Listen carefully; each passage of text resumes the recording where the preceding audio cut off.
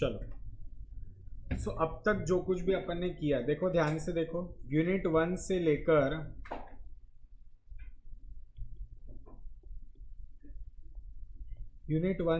Unit 6 तक जो था वो हमारे सारे जनरल कॉन्ट्रैक्ट से रिलेटेड, उसमें भी एक्चुअली अपन ने थोड़े अलग टाइप के कॉन्ट्रैक्ट देख लिया। अभी जो लास्ट वाला अपन ने किया contingent contract and quasi contract, अब जो अपन एंटर कर रहे हैं ना, we are entering in a special contract syllabus, ठीक है, जहां पर यूनिट नंबर 7 के अंदर हम पढ़ने वाले contract of indemnity and guarantee, contract unit number 8 में अपन पढ़ने वाले contract of bailment and pledge, and last unit जो है वो है एजेंसी। Is this clear? अब देखो सबसे पहले यहाँ पर अपन जो यूनिट 7 स्टार्ट करें, this is contract of indemnity and guarantee, ठीक है। अब ध्यान से देखना, इंडेमनिटी का मतलब क्या होता है? इंडेमनिटी का मतलब होता है सिक्योरिटी अगेंस्ट लॉस। इंडेमनिटी का मतलब क्या होता है? Security against loss. और to make good the loss, मतलब अगर किसी का हमारे वजह से नुकसान हुआ है तो हम उसको कॉम्पेंसेट करेंगे या इंडेमनीफाई करेंगे। यस और नो? जैसे फॉर एग्जांपल मैं हर्ष का फ़ोन यूज़ कर रहा था और मेरे हाथ से वो फ़ोन गिर गया तो उसका स्क्रीन टूट गया, उसको 20,000 का खर्चा आया। तो मतलब क्या, मुझे एक बात बताओ, यहाँ पर मुझे out of out of humanity, out of concern, मुझे क्या करना चाहिए? उसको रिपेयर करके देना चाहिए, ठीक है। बट क्या हमारे बीच में कॉन्ट्रैक्ट ऑफ इंडेमनिटी था? नहीं। Are you getting my point? और to compensate the party who has suffered some loss, ठीक है। तो यहाँ पर ना इंडेमनिटी मतलब ऐसे कॉन्ट्रैक्ट्स होते हैं, जैसे मुझे एक बात बताओ, वो जो इंश्योरेंस कंपनी रहती है, बराबर, हम इंश्योरेंस लेते हैं, इंश्योरेंस में जैसे फॉर एग्जांपल मैंने ना फायर इंश्योरेंस लिया है। अब अगर मैंने फायर इंश्योरेंस लिया है तो अगर आग लग के जो कुछ भी नुकसान होगा तो इंश्योरेंस कंपनी क्या करेगी? मुझे उसका मतलब क्लेम देगी। यस और no? So contract of indemnity का डेफिनेशन क्या है? It is a contract by which one party promises to save the other from loss cause to him by the conduct of promisor himself और by the conduct of any other person. Is this clear? या तो मेरी खुद की गलती की वजह से या किसी और की गलती की वजह से मेरा कोई भी नुकसान होता है तो जो प्रॉमिसर होता है वो प्रॉमिसी के लॉसेस को क्या करता है? कॉम्पेंसेट करता है। जैसे देखो, mister X contracts with the government to return to India after completing his studies, ठीक है, which were funded by the government at university of Cambridge and to serve the government for a period of 5 years। अब मुझे एक बात बताओ, suppose अगर mister x ये नहीं करता है, अगर वो इंडिया वापस नहीं आता है, तो कहना है से ही will have to reimburse to the government, मतलब गवर्नमेंट ने जो भी खर्चा किया था उसकी पढ़ाई के लिए उसका उसको क्या करना पड़ेगा? रीइंबर्समेंट करना पड़ेगा। इसी को क्या बोलते हैं? Contract of indemnity. देखो क्या बोला है? Contract by which one party promises to save the other from loss caused to him by the conduct of the promiser himself or by the conduct of any other person। समझ में आया? तो in short ये जो भी contract होता है वो एक पार्टी के नुकसान को कम करने के लिए, नुकसान से उसको बचाने के लिए हम ये कॉन्ट्रैक्ट ऑफ इंडेमनिटी करते हैं। अब देखना ध्यान से, जो भी पार्टी बचाता है, ठीक है, जो भी पार्टी प्रॉमिस करता है दूसरी पार्टी को बचाने के लिए उसको बोलते हैं इंडेमनीफायर। उसको क्या बोलते हैं? इंडेमनीफायर। और जो बचता है या जिसको वादा मिला है कि हम तुम्हारी रक्षा करेंगे उसको क्या बोलते हैं? Indemnity holder. क्या बोलते हैं? Indemnity holder. Is this clear? तो जैसे देखो ना, फॉर एग्जांपल मैंने हर्ष को बोला कि हर्ष अगर मैंने तेरा फोन तोड़ दिया गलती से भी, ठीक है, तो मैं उसका जो भी रिपेयर का खर्चा आएगा वो मैं भर दूंगा, ठीक है। या तो सपोज हर्ष ने मुझे उसकी गाड़ी दी, अब वो गाड़ी लेके मैं घूमने गया लोनावला, उधर गाड़ी का एक्सीडेंट हो गया मेरी गलती की वजह से, या तो सपोज भले ही मेरी गलती नहीं भी थी फिर भी डेंट आया ना, वो डेंट का रिपेयर करने का 50,000 का जो कुछ भी खर्चा रहेगा वो मैं हर्ष को पे करूंगा। इसी को क्या बोलते हैं? Contract of indemnity. Is this clear? Understood? तो मैं बनता हूँ इंडेमनीफायर। मैं क्या बनता हूँ? इंडेमनीफायर। और हर्ष क्या बनता है? Indemnity holder. एग्जाम्पल देखो, X may agree to indemnify Y for any loss और damage that may occur if a tree on wise neighbouring property blows over, ठीक है, मतलब वो गिर जाता है, कुछ भी होता है। If the tree then blows over and damages the Y's fence, X will be liable for the cost of fixing the fence. Are you getting it? Is this clear? अब मुझे एक बात बताना, भले ही ये जो डेफिनेशन है इंडेमनिटी का, कैन आई से the definition of indemnity restricts the scope of contracts of indemnity in as much as it covers only the loss caused by the conduct of the promisor himself or conduct of any other person. तो ये दो clauses लगाने की वजह से क्या हो गया, कॉन्ट्रैक्ट ऑफ इंडेमनिटी रिस्ट्रिक्टेड हो गए. कैसे हो गए? Restricted. Are you getting my point? अब देखो यहाँ पर क्या बोला है, कभी कभी ऐसा भी होता है ना, loss occasioned by an accident not caused by any person. अरे अर्थक्वेक आया, सुनामी आया, कोविड आया, कोविड क्या किसी इंसान की वजह से आया था? नहीं. सो और एन एक्ट ऑफ गॉड और natural event is not covered. ध्यान से सुनना, यहां पर इन्होंने क्या बोला है, कॉन्ट्रैक्ट ऑफ इंडेमनिटी कब होता है? जब लॉस हुआ है by the conduct of promise himself और conduct of any other person. Is this clear? मतलब या तो प्रॉमिसर के खुद की गलती की वजह से उसका कुछ नुकसान हुआ है, या तो किसी और की गलती की वजह से नुकसान हुआ है. बट कहना से यहाँ पर act of God, natural event, ये सब कवर्ड नहीं है. एक देखो केस लॉ है गजानन मोरेश्वर वर्सेस मोरेश्वर मदन. ठीक है, यहाँ पर क्या हो रहा है, decision is taken on the basis of English law. तो इंग्लिश लॉ के हिसाब से indemnity means promise to save another harmless from the loss. मतलब क्या, उसको नुकसान होने से बचाना है. Here it covers every loss. अब वहां पर तो ना सारे टाइप का लॉस चलता है. मुझे एक बात बताओ, मैं यहाँ पर फायर इंश्योरेंस लेता हूँ, बट फायर इंश्योरेंस लेने के बाद मेरे इधर कोई भी फायर एक्सटिंग्विशर ही नहीं है, क्या इंश्योरेंस कंपनी मेरा क्लेम पास करेगी? नहीं. क्योंकि देखो एटलीस्ट हमें थोड़ा सा तो कंसर्न लेना चाहिए ना, बराबर.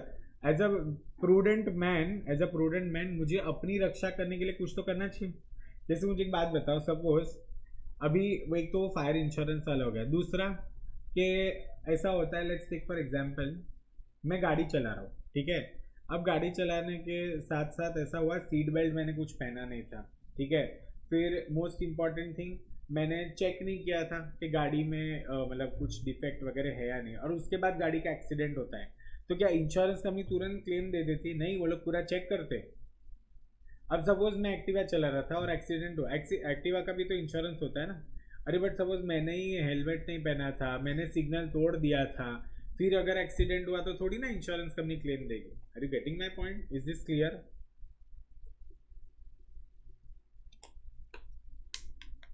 सो इंडियन लॉ में वो लोग क्या चाहते हैं कि हमारी नेग्लिजेंस नहीं होनी चाहिए.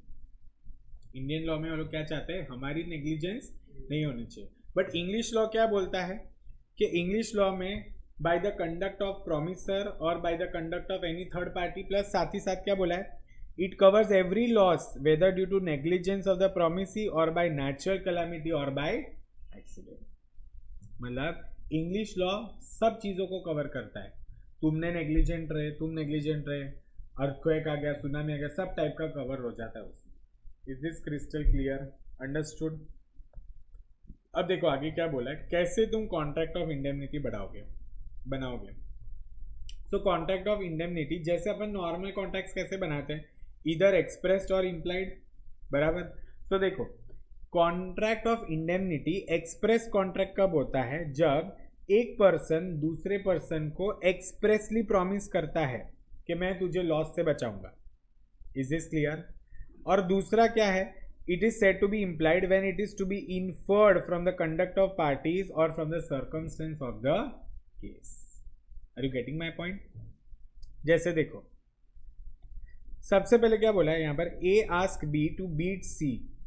A ने क्या बोला B को कि तू C की मारामारी कर, बराबर उसको धो डाल. Promising to indemnify him against the consequences. ठीक है, मतलब क्या, जब A ने B को बोला कि तू C को मार, अब रिटर्न में सी थोड़ी ना ऐसे खाता रहेगा मार, वो भी तो बी को कुछ मारेगा. तो जब भी बी को उसने मारा तो बी का भी जो भी नुकसान हुआ या जो उसको डैमेज हुआ उसका भी लॉस का भरपाई कौन करेगा? ए करेगा. So the promise of A can not be enforced. Suppose B beat C and is fined 1000. B can not claim this amount from A because the object of the agreement is unlawful. अब देखो देखने जाए तो उसको इंडेमनिफाई करना चाहिए for loss, but कहना से वो फिर अनलॉफुल कंसिडरेशन हो जाएगा या अनलॉफुल ऑब्जेक्ट हो जाएगा. सो भले ही ये कॉन्ट्रैक्ट ऑफ इंडेमनिटी होगा, बट ये as such contract of indemnity enforceable नहीं होगा, क्योंकि इसका ऑब्जेक्ट क्या है, अनलॉफुल है, या कंसिडरेशन क्या है, अनलॉफुल है. Are you understanding guys? But वही मुझे एक बात बताओ कि जो फायर इंश्योरेंस, मरीन इंश्योरेंस, ये हमेशा क्या होते हैं, contract of indemnity. But life insurance के कॉन्ट्रैक्ट्स कभी भी इंडेमनिटी के नहीं होते. Are you getting my point? Is this clear? देखो वापस से बताता हूँ. अब तक हम लोग ने क्या क्या किया? We started with indemnity. Indemnity का मतलब क्या होता है? Surety against loss, to make good for the loss और to compensate the party who has suffered some loss. It is a contract जहां पर क्या होता है, एक प्रॉमिसर रहता है. प्रॉमिसर मतलब यहाँ पर इंडेमनीफायर. वो क्या करता है, प्रॉमिस करता है इंडेमनिटी होल्डर को कि उसको लॉस से बचाएगा. अब वो लॉस उसको कैसे भी हो, या तो उसके खुद के कंडक्ट से हो या तो किसी और पर्सन से हो. Is this clear? अंडरस्टूड? अच्छा, बट कैन आई से ये दो चीज़ें या तीन चीज़ें कवर नहीं करता है, जहाँ पर बंदा खुद नेग्लिजेंट है, या तो एक्ट ऑफ गॉड है, या कोई भी नेचुरल इवेंट है. अंडरस्टूड? बट इंग्लिश लॉ में सारे के सारे सर्कमस्टेंसेस कवर्ड है. अच्छा, कॉन्ट्रैक्ट ऑफ इंडेमनिटी एक्सप्रेस भी हो सकता है या तो इम्प्लाइड भी हो सकता है. समझ में आया? अच्छा, इसके अंदर जितने भी अपन ने essentials of a valid contract देखे थे, वो सारे के सारे एसेंशियल्स यहाँ पर कवर होने चाहिए. Understood guys? फिर हम लोग ने दो चीज़ें देखी, दैट फायर और marine insurance contract of indemnity होता है, but life insurance contract of indemnity नहीं होता है. अब मुझे एक बात बताना, rights of indemnity holder when sued मतलब क्या? देखो, the promise in a contract of indemnity acting within the scope of his authority is entitled to recover from the indemnifier. क्या क्या उसको मिल सकता है? सबसे पहले ऑल डैमेजेस. सबसे पहले उसको क्या मिलेगा? All damages which he may be compelled to pay in a suit. दूसरा, all cost which he may have been compelled to pay और ब्रिंगिंग और डिफेंडिंग द सूट. मतलब केस को लड़ने के लिए भी जो भी उसको खर्चा वो सब उसको मिलेगा. And all sums which he may have paid under the terms of any compromise of a suit. ये तीनों चीज़ों का वो क्लेम कर सकता है जब उसके ऊपर केस हुआ है तब. Are you understanding? बराबर. सबसे पहले जो भी डैमेजेस हुए, वो जो भी कॉस्ट उसने खर्चा किया केस लड़ने के लिए, एंड साथ ही साथ कॉम्प्रोमाइज करने के लिए भी जो भी उसको नुकसान हुआ रहेगा उसका भी सारा भरपाई मिलेगा. Is this clear? तुमको तीन शब्द याद रखने. Rights of indemnity holder when sued मतलब जब इंडेमनिटी होल्डर के ऊपर केस हुआ रहेगा तब क्या क्या मिलेगा उसको? Damages, cost and sums. ये तीन शब्द तुम लोग को याद रखने गाइस, ये वेरी वेरी इंपॉर्टेंट है. ओके, समझ में आया? अब देखो नेक्स्ट क्या बोलता है, when does the liability of an indemnifier commence. मुझे एक बात बताना, अगर मैं हर्ष की गाड़ी लेकर गया हूँ लोनावला और कुछ भी नुकसान नहीं हुआ, तो क्या मेरी कभी भी लायबिलिटी आएगी?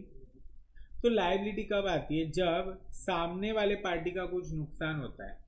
क्वेश्चन देखो क्या पूछा है, when does the liability of an indemnifier commence. उसकी लायबिलिटी कब स्टार्ट होती है? जब सामने वाले का नुकसान होता है. अगर नुकसान ही नहीं हुआ तो किस चीज का तुम भरपाई करोगे? Are you going to indemnify for the loss? No. अगर नुकसान तो होना चाहिए ना, तो पहला कंडीशन क्या है? पहले नुकसान होना चाहिए, तब जाके उसकी लायबिलिटी स्टार्ट होगी. Is this clear guys? So देखो यहाँ पर क्या बोला है, as per the Indian Contract Act 1872 silent है, बट अगर हम जुडिशियल प्रोनाउंसमेंट देखें, मतलब क्या कोर्ट के जजमेंट्स वगैरह सब देखें, तो वहाँ पर क्लियरली बोला है कि जैसे ही liability of indemnity holder becomes absolute and certain, मतलब क्या, उसका नुकसान हो गया, मतलब उसकी एक लायबिलिटी जनरेट हो गई इंडेमनिटी होल्डर की. जैसे हर्ष का अगर नुकसान हुआ है, उसकी लायबिलिटी जनरेट हो गई, तो दैट वेरी मोमेंट मेरा जो इंडेमनीफायर है उसका भी लायबिलिटी कमेंस हो जाता है. अंडरस्टूड? देखो यहाँ पर कुछ एग्जाम्पल भी दिए. सबसे पहले देखो क्या बोला है, A promises to compensate X. A ने क्या किया? प्रॉमिस किया to compensate X for any loss that he may suffer by filing a suit against Y. अब the court orders X to pay Y a damages of 10,000. तो मुझे एक बात बताओ, द मोमेंट कोर्ट ने एक्स को बोला कि तुमको वाई को 10,000 डैमेज देना पड़ेगा, at that very moment can I से ए की लायबिलिटी स्टार्ट हो गई. बराबर कि नहीं? So as the loss has become certain, X may claim the amount of loss from A and pass it to Y. Is this crystal clear everyone? पक्का समझ में आया? You understood what is contract of indemnity? उसमें liability कब start होती है? At that very moment जब indemnity holder की लायबिलिटी डेफिनाइट और सर्टन हो जाती है। समझ में आएगा? यस और नो? एब्सोल्यूट मतलब डेफिनाइट। ओके, तो ये था तुम्हारा कॉन्ट्रैक्ट ऑफ इंडेमनिटी, इतना ही था। इसके बाद जो है that is contract of guarantee. Okay, एक काम करो, पहले ना तुम लोग सबसे पहले हेडिंग दे दो कॉन्ट्रैक्ट ऑफ इंडेमनिटी। मैं जितना जितना बोल रहा हूँ उतना लिखो। सबसे पहले लिखो ये जो हाईलाइट किया ना मैंने,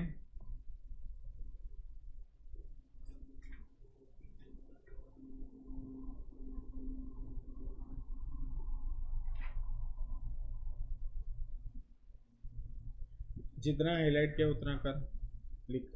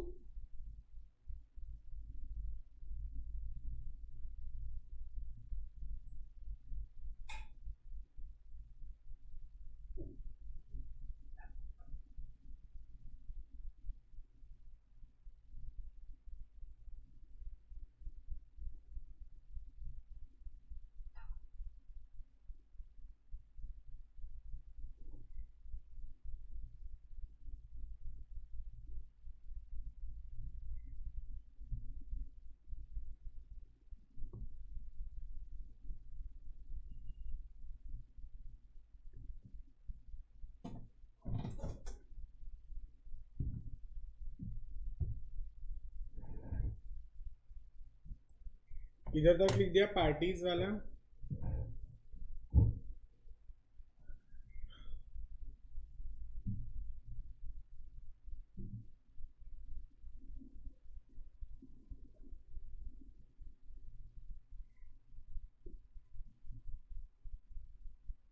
हो गया, आगे बढ़े।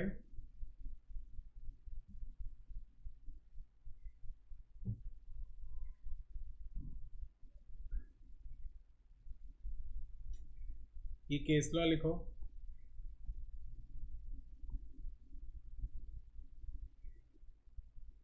उसके बाद ये मोड लिखो।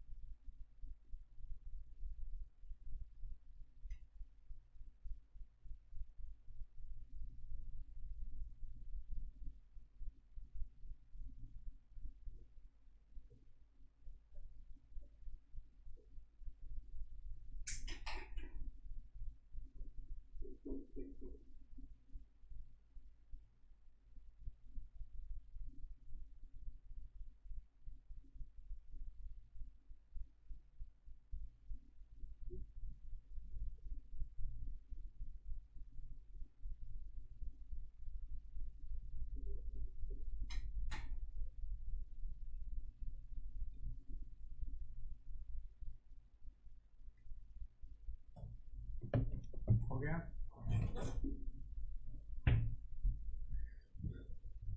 अभी ये लिखो, सेक्शन नंबर 125 लिखना, rights of indemnity holder when sued.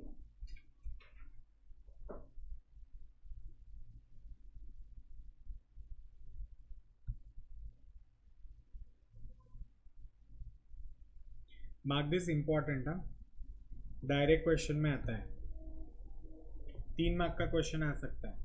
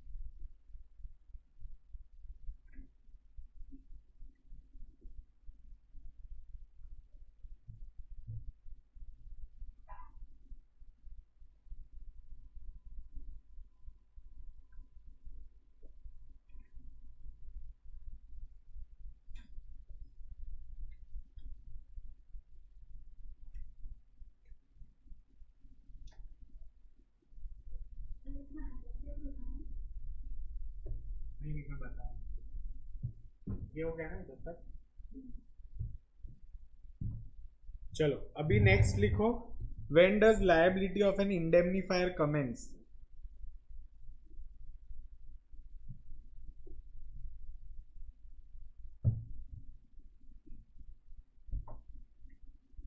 लिखा, डैश करके लिखो, as soon as the liability of the indemnity holder becomes absolute and certain.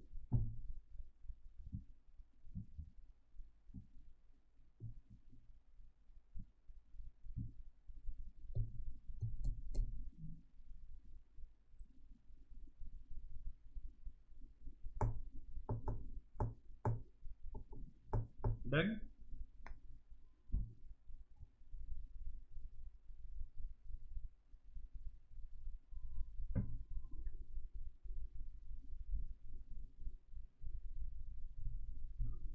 चलो अभी नेक्स्ट है कॉन्ट्रैक्ट ऑफ गारंटी। ध्यान से सुनना, पहले एक एग्जांपल समझो फिर तुम लोग को समझ में आएगा। ए रिक्वेस्ट बी, सुनो एग्जांपल देखो इधर। A request B to lend 10,000 to C, बराबर। ए ने क्या किया, बी को रिक्वेस्ट की कि तू 10,000 किसको दे, लैंड मतलब लोन पे देना, and guarantees that C will repay the amount within agreed time. और ऊपर से क्या बोलता है, बी को बोलता है कि तू सी को अगर पैसा देगा ना, वो तुझे जो भी टाइम पीरियड बोलेगा 2 महीना 3 महीना, उसके अंदर अंदर वो तुझे पेमेंट कर देगा। और अगर सी नहीं देता है तो ए ने क्या बोला, मैं दे दूंगा। Is this clear? तो मुझे एक बात बताओ, यहां पर जो बंदा, ठीक है, जो बंदा गारंटी देता है, इधर किसने गारंटी दी, ए ने गारंटी दी, उसको बोलते हैं श्योरिटी। उसको क्या बोलते हैं, ठीक है। तो यहां पर ए क्या बन गया, श्योरिटी, या गारंटर भी बोलते हैं। क्या बोलते हैं, गारंटर। Is this clear? फिर यहां पर मुझे एक बात बताओ, ए ने किसको गारंटी दिया, बी को गारंटी दिया। और एक तरह से देखने जाए तो उधार किसने दिया है, क्रेडिटर कौन है इधर, बी है। तो बी कौन बन गया, क्रेडिटर बन गया ना। गाइस 3 लोग हैं, ए बी सी। ए बोलता है बी को, सी को 10,000 दे दे, और सी तुझे टाइम पे दे देगा। अगर नहीं दिया तो मैं तुझे दे दूंगा। Are you understanding? तो ए यहां पर कौन है, गारंटर है, या जिसको क्या बोलेंगे अपन, श्योरिटी। सी बी कौन है, यहां पर क्रेडिटर है। Is this clear? या इसको क्या बोलते हैं, हाँ इसको क्रेडिटर ही बोलते हैं। एंड लास्ट ये जो सी है, सी ये अल्टीमेट कौन है, डेटर है। ये कौन है, debtor. Is this clear everyone? So अब मुझे एक बात बताओ कि यहां पर कॉन्ट्रैक्ट ऑफ गारंटी में अपन कॉन्ट्रैक्ट ऑफ गारंटी सीखने वाले, contract of surety, principal, debtor and creditor, सारे रिश्ते देखने वाले। यहां पर कॉन्ट्रैक्ट ऑफ गारंटी का मतलब क्या होता है, it is a contract to perform the promise made और discharge the liability of a third person in case of his default. बराबर। जैसे देखो हर्ष जो है ना, हर्ष, ठीक है, हर्ष को मैं मेरे एक फ्रेंड की दुकान पर लेकर गया था, उधर से हर्ष ने एक मस्त बाइक खरीदी, ठीक है। अब हर्ष के पास तभी सिर्फ जेब में थे 2 लाख रुपए, बट उसने बाइक ली 4 लाख की। तो मैंने मेरे फ्रेंड को बोला तू टेंशन मत ले, हर्ष मेरा ही स्टूडेंट है, वो दे देगा तेरे को 2 लाख रुपए, ठीक है। हर्ष ने बोला मैं 1 हफ्ते में अरेंज करके दे दूंगा। मुझे एक बात बताओ, अगर सपोज हर्ष नहीं देता है पेमेंट, तो कहना इससे वो जो मेरा दोस्त है वो मेरे को फोन करेगा, अरे तूने तो बोला था तेरा स्टूडेंट है दे देगा, वो नहीं दे रहा है, जाओ उसको बोल। यस और नो, कॉमन सेंस। तो यही तो होता है ना contract of guarantee. It's just that यहाँ पर हम तीनों के बीच में कोई कॉन्ट्रैक्ट नहीं था, but in real life legal terms में लोग क्या करते हैं, कॉन्ट्रैक्ट करते हैं, ठीक है। कि अगर डेटर जो है, हर्ष ने अगर कोई भी डिफॉल्ट किया तो मैं खुद अपने जेब से क्या करूंगा, उसको 2 लाख रुपए दे दूंगा। इसी को बोलते हैं कॉन्ट्रैक्ट ऑफ गारंटी। समझ में आया? 3 पार्टीज होती है, surety, debtor and credit. Understood? अब मुझे एक बात बताना, ये जो कॉन्ट्रैक्ट ऑफ गारंटी होता है ये 3 पार्टी अग्रीमेंट होता है। मतलब क्या, एक अग्रीमेंट होता है प्रिंसिपल डेटर और किसके बीच में, श्योरिटी के बीच में, बराबर। Sorry, principal debtor and creditor के बीच में, सॉरी, प्रिंसिपल डेटर और क्रेडिटर। जैसे हर्ष और वो जो मेरा दोस्त था जिसका वो बाइक का शोरूम था, उनके बीच में एक अग्रीमेंट होता है, उसी को क्या बोलते हैं, प्रिंसिपल कॉन्ट्रैक्ट। उसको क्या बोलते हैं? अरे मुझे एक बात बताओ, यहाँ पर जब ए ने बोला कि बी को कि तू सी को 10,000 दे, तो एक्चुअली तो बी सबसे पहले तो सी के पास ही जाएगा ना पैसा मांगने वापस। यस और नो? तो मेन कॉन्ट्रैक्ट किसके बीच में है, बी एंड सी। दूसरा कॉन्ट्रैक्ट क्या होता है, between creditor and the surety. मतलब अगर बी ने पैसे नहीं दिए, अगर बी ने पैसे नहीं दिए, सॉरी सी ने पैसे नहीं दिए, तो बी किधर आएगा, ए के पास। मतलब दूसरा कॉन्ट्रैक्टर होता है बिटवीन क्रेडिटर एंड श्योरिटी, उसको बोलते हैं सेकेंडरी कॉन्ट्रैक्ट। उसको क्या बोलते हैं, सेकेंडरी। एक तीसरा कॉन्ट्रैक्ट होता है, between surety and the debtor. अब मुझे एक बात बताओ, जैसे मेरे फ्रेंड का शोरूम है, ठीक है, ये हर्ष और ये मैं। अब मुझे एक बात बताना, हर्ष ने बाइक ले ली और वादा किया था कि वो 2 लाख रुपए देगा, और मैंने क्या दिया था इसको, गारंटी दी थी। क्या दी थी? गारंटी। अब हर्ष ने डिफॉल्ट किया तो मेरा दोस्त किसके पास आया? मेरे पास आया।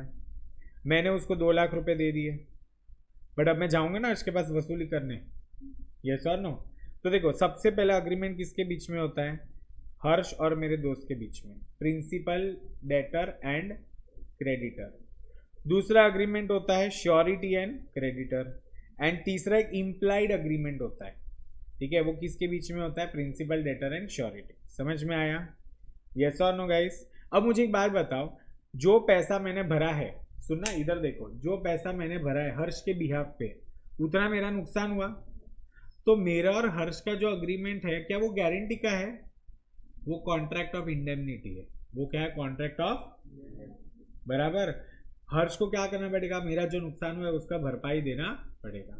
सो देखो यहाँ पर क्या बोला है, the implied contract between surety and principal debtor whereby principal debtor is under an obligation to indemnify the surety if the surety has made to pay or perform. Are you getting it? तो वो क्या होता है? Contract of indemnity होता है। समझ में आया तुम लोग को? अब देखो यहाँ पर यही चीज है, सबसे पहले principal contract, secondary contract and implied contract. Okay, अब essential features of a guarantee. What are the essential features? सबसे पहले तो पर्पस होना चाहिए। क्या ऐसे ही टाइम पास करने के लिए अपन गारंटी देते हैं? नहीं ना। गारंटी किस चीज के लिए दी जाती है? ताकि हम क्या ला सके? Secure the payment of a debt, मतलब किसी भी एक लोन को क्या दे सके? सिक्योरिटी दे सके। मुझे एक बात बताओ, जब बैंक से तुम लोन लेते हो तो तुमको कुछ ना कुछ चीज गिरवी रखना पड़ता है ना, वो भी तो सिक्योरिटी हुआ ना। अच्छा, सपोज तुम्हारे पास कुछ भी चीज गिरवी रखने के लिए नहीं है, तो बैंक क्या बोलता है? कोई गारंटर लेकर आओ। क्या भरोसा, अगर आपने पैसा नहीं दिया तो हम किसके पास भीख मांगने जाएंगे क्या हम? नहीं ना। Are you understanding? सो देखो, अगर यहां पर क्या बोला है, if there is no principal debt there can be no valid guarantee. Understood? मतलब एक पर्पस होना चाहिए। कंसिडरेशन, मुझे एक बात बताओ, जैसे दूसरा कोई भी कॉन्ट्रैक्ट हो वैसे गारंटी में भी क्या होना चाहिए? कंसिडरेशन होना चाहिए। मतलब क्या? Something in return, it should be something in. A guarantee without consideration is void. But मुझे एक बात बताओ, क्या जरूरी है कि सीधा सीधा श्योरिटी और क्रेडिटर के बीच में कोई डायरेक्ट कंसिडरेशन होना चाहिए? नहीं, उनका कुछ लेना देना ही नहीं है। आज मैं, वो जो मेरे दोस्त है, उसको सिर्फ एक क्या दे रहा हूँ? गारंटी दे रहा हूँ। तो उसका मतलब ये थोड़ी है कि मेरा और वो उसका एक ऐसा कंसिडरेशन वाला कॉन्ट्रैक्ट होगा। मैं गारंटी हर्ष की दे रहा हूँ ना, ठीक है, तो वही तो कंसिडरेशन हो गया ना। अब वो मेरा दोस्त थोड़ी ना मुझे बोलेगा हाँ ठीक है तू गारंटी दे रहा है ना तो मैं भी तुझे एक बाइक देता हूँ। अरे ऐसे थोड़ी होता है। Are you getting my point? Is this clear? So, but there need not, there is no need for a direct consideration between surety and creditor. Are you understanding, guys? देखो example देखो, B request A to sell and deliver goods to him on credit. किसने request की यहाँ पर? B ने। A agrees to do so provided C will guarantee the payment for the price of goods. अब यहाँ पर guarantor कौन हो गया? surety कौन हो गया? C, बराबर। बी कौन हो गया यहाँ पर? Principal debtor. और ए कौन हो गया? Creditor.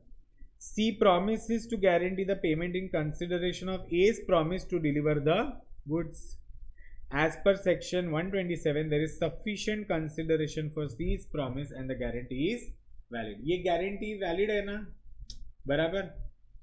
Is this clear everyone? किसको ये नहीं समझा? समझा तुम लोग को? नहीं समझा ना? काहे ना। इधर क्या हो रहा है, बी ने रिक्वेस्ट किया ए को कि भाई मेरे घर पे सामान भिजा दे, मैं तुझे पेमेंट कर दूंगा। बट ए क्या बोलता है? तू पहले सी की गारंटी लेकर आ, मतलब किसी एक पर्सन की गारंटी लेकर आ, क्योंकि सपोज ऐसा हो सकता है ए को बी पे कोई भरोसा ही नहीं है। अब सपोज सी ने गारंटी दे दी, बराबर, तो तुरंत क्या करेगा? ए बी के इधर सामान भिजवा देगा। इसी को क्या बोलते हैं? Valid guarantee. इसी को क्या बोलते हैं? Valid guarantee. समझ में आया? सो देखो, consideration received by principal debtor is sufficient consideration.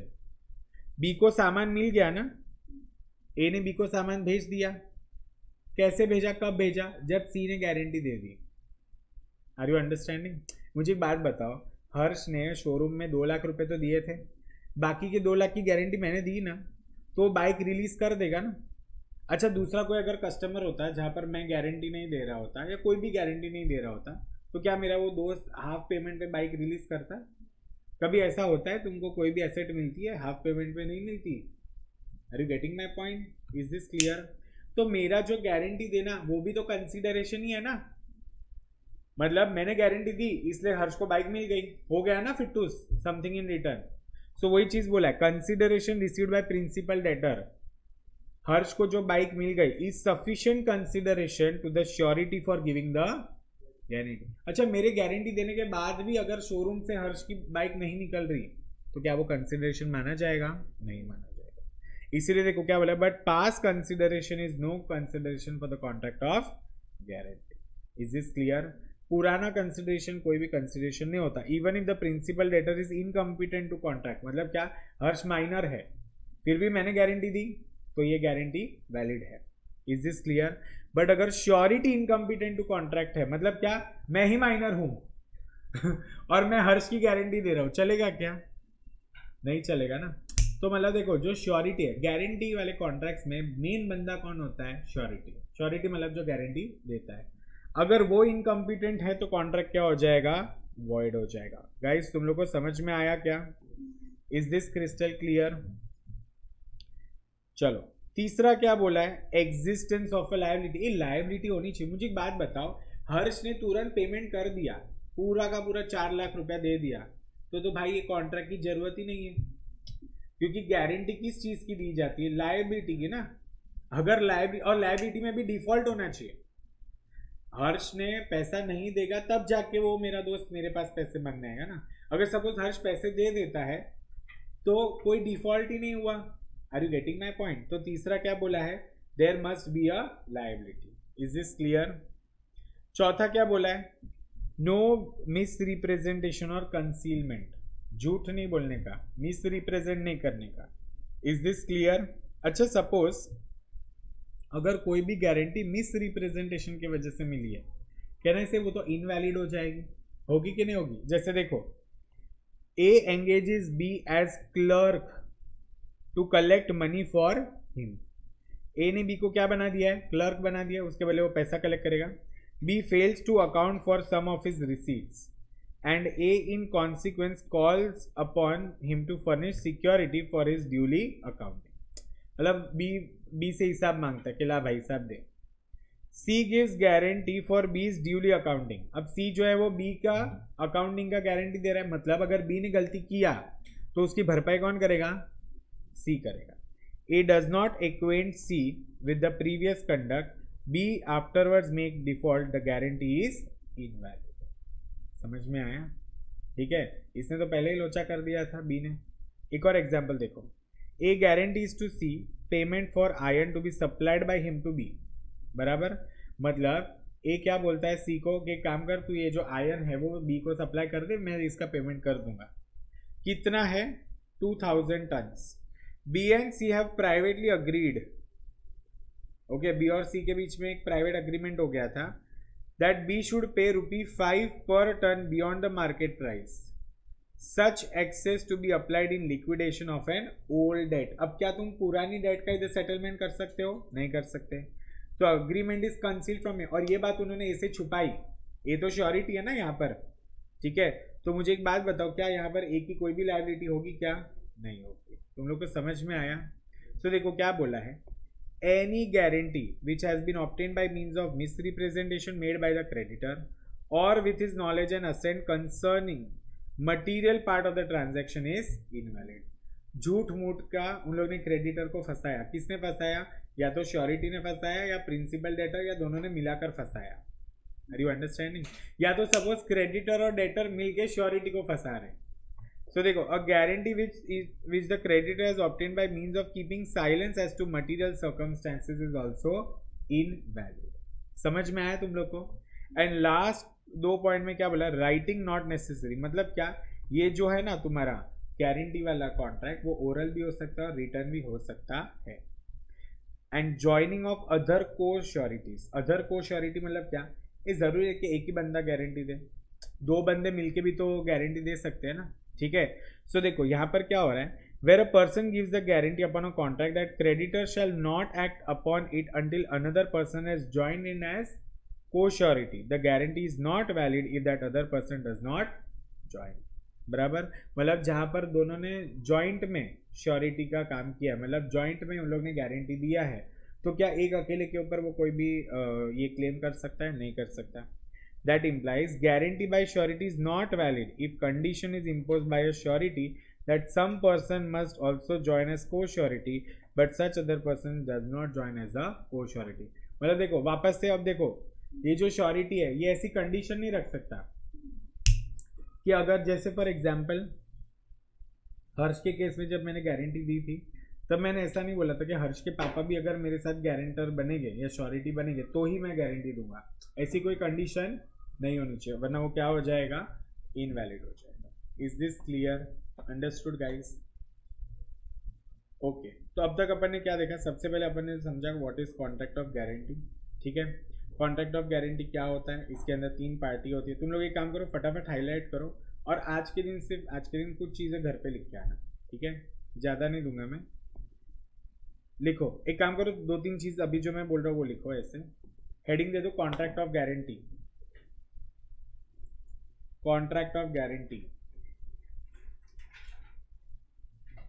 is it okay if I just give you the highlights? Will you finish the notes at home? हाँ या ना? ठीक है, तो देखो ये जो हाईलाइटेड है ना, ये एक डेफिनेशन लिखना है, 3 पार्टीज इन्वॉल्व, तो इतना पहले हाईलाइटेड लिखना है, ये हाईलाइट करो तुम लोग। हाँ मतलब ऐसे मार्क कर लो ना कितना लिखना है, ठीक है।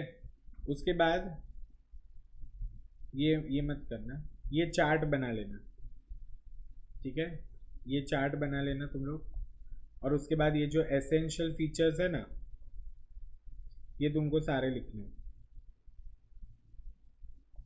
एसेंशियल फीचर्स 5-6 पॉइंट्स है टोटल, यस, हाँ एज इट इज ही लिखना है मॉड्यूल में से सब कुछ, एग्जाम्पल्स में लिखने बैठना, ठीक है। अब एक छोटा सा पार्ट करता हूँ, फिर विल टेक मतलब will stop for today. 2 type की गारंटी होती है, ठीक है, एक होता है स्पेसिफिक गारंटी और एक क्या होता है, कंटिन्यूइंग गारंटी। ध्यान से सुनना, एग्जाम्पल समझोगे ना तो तुम लोग को समझ में आएगा। जब यहां पर बोला है A guarantees payment to B of the price of 5 bags of rice, कितने का गारंटी दे रहा है वो, पेमेंट का दे रहा है, for 5 bags of rice to be delivered by B to C and to be paid in for a month. B delivers 5 bags to C, C pays for them. So this is a contract for specific guarantee because A intended to guarantee only for the payment of price for the first 5 bags of rice to be delivered one time। इसका मतलब क्या होता है, specifically एक ही चीज की guarantee देना। Continuing guarantee मतलब क्या होता है, मुझे एक बात बताओ, तुम लोग जब छोटे बच्चे थे, मतलब अभी भी हो एज सच, बट सपोज अगर तुम्हारे एरिया में कोई भी किराने वाले की दुकान या किसी भी दुकान से अगर तुम कोई भी सामान लेते थे तो तुम्हारे पेरेंट्स ने बोल के रखा होता था ना अंकल को कि कभी भी अगर कुछ लेके जाता है तो चलेगा, मैं उसका पेमेंट कर दूंगा। क्या वो स्पेसिफिक गारंटी हुई? नहीं। अगर सपोज फोन करके मम्मी बोलती है कि इसको इतना इतना सामान दे देना और वो सिर्फ तुमको उतना ही हाथ में देता है, उसको स्पेसिफिक गारंटी बोलते हैं। उसको क्या बोलते हैं? सो देखो क्या बोला है, a guarantee which extends to a single debt और a specific transaction is called specific guarantee. मुझे एक बात बताओ, मैंने हर्ष की जो बाइक का पेमेंट का गारंटी दिया था वो सिर्फ एक ही बाइक का था।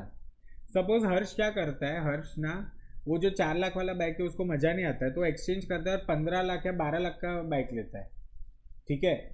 तो क्या उसके लिए मेरी कोई गारंटी है? नहीं, बिकॉज मैंने स्पेसिफिकली उसी बाइक के लिए गारंटी दी थी। The surety's liability comes to an end when the guaranteed debt is duly discharged or the promise is duly performed। अब मुझे एक बात बताओ, the moment Harsh has made the payment of 2 lakhs, okay तो मेरी liability तो खत्म हो गई ना, यस और नो। फिर क्या मेरे पास वो आएगा पैसा मांगने के लिए? नहीं आएगा।